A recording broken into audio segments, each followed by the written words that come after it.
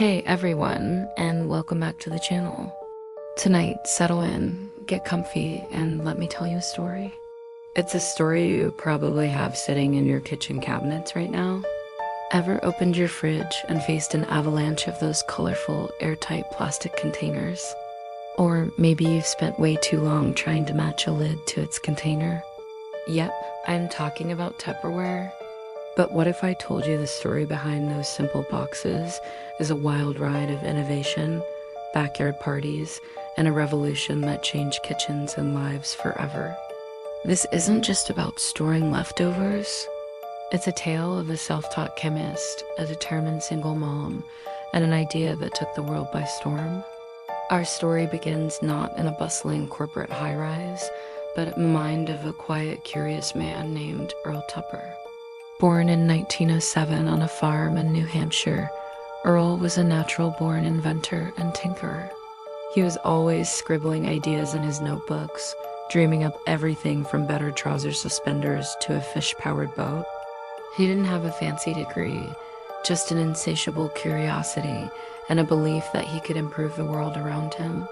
After working various jobs, Earl landed a position at a plastics company in the 1930s. This was his aha moment. At the time, plastic was a relatively new and unloved material. It was often seen as smelly, brittle, and cheap, but Earl saw something different. He saw potential.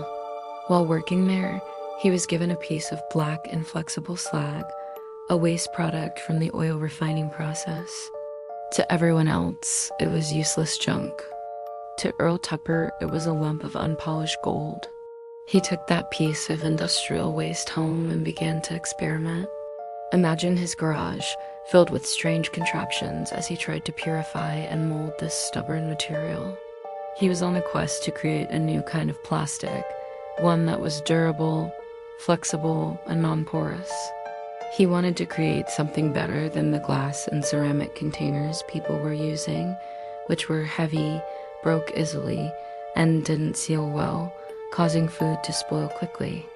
After years of relentless trial and error, he finally did it. In 1938, he developed his own purified polyethylene and a method for molding it.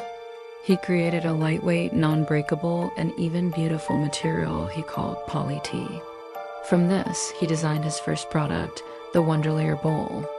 But the true stroke of genius wasn't just the bowl itself. Earl was inspired by the design of a paint can. Think about how a paint can lid creates a perfect airtight seal to keep the paint from drying out. He wanted to replicate that for food. He designed a flexible press-on lid with a special rim it was revolutionary. He patented this burping seal in 1947, and Tupperware, as we know it, was officially born.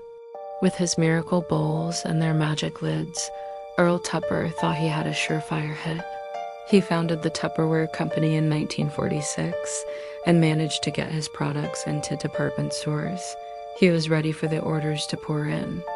But they didn't. The Wonderlayer bowls just sat on the shelves. People would walk by, pick up the strange plastic bowl, and have no idea how to use the special lid.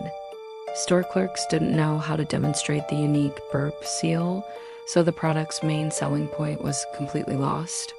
It was a brilliant invention with a major marketing problem. Earl was frustrated and on the verge of failure. His dream was gathering dust on store shelves.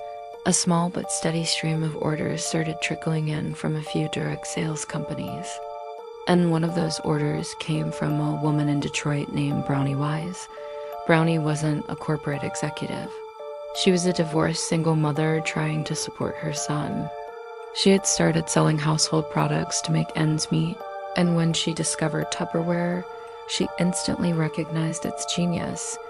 Brownie knew that Tupperware needed to be demonstrated. Show them how you could fill a bowl with grape juice, seal it, and throw it across the room without spilling a drop.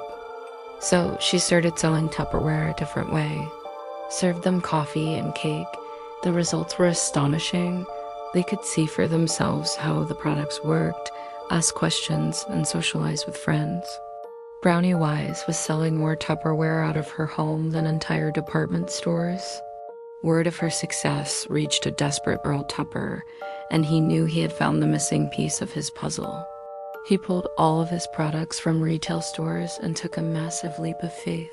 He hired Brownie Wise, made her the vice president of his company, Tupperware Home Parties, and turned the entire business over to her home party plan. A self-taught male inventor handing the reins of his company to a charismatic single mother to sell his products exclusively through a network of women in their living rooms. She was a marketing visionary who understood the power of storytelling and community.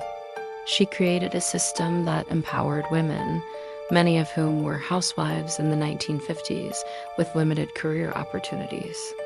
The Tupperware party wasn't just about selling plastic bowls.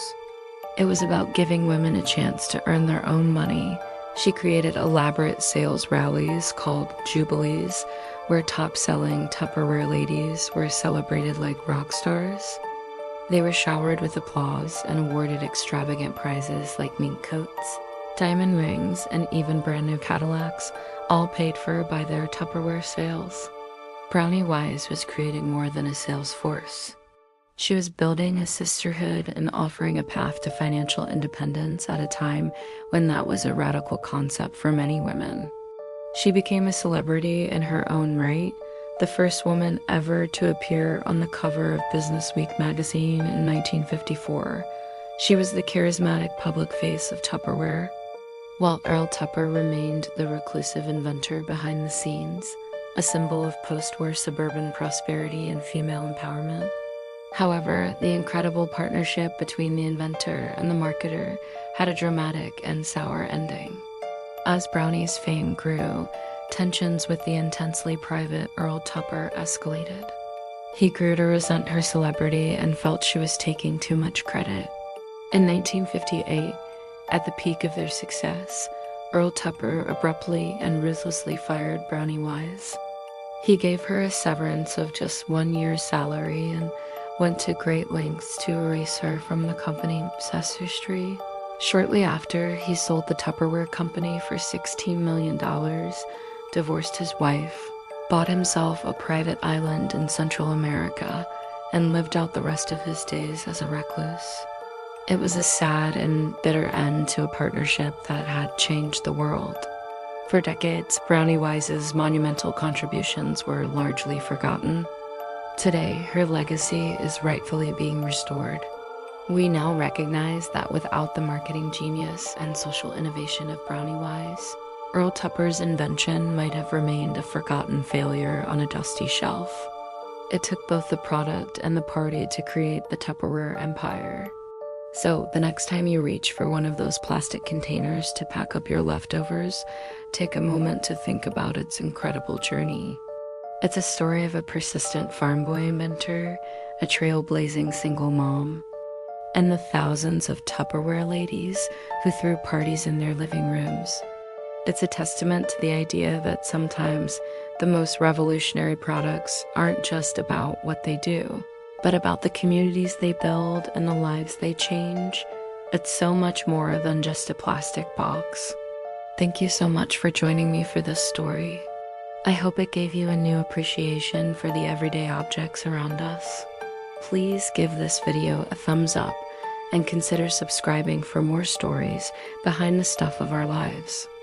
Sweet dreams from us at Business at Bedtime, and I'll see you in the next one.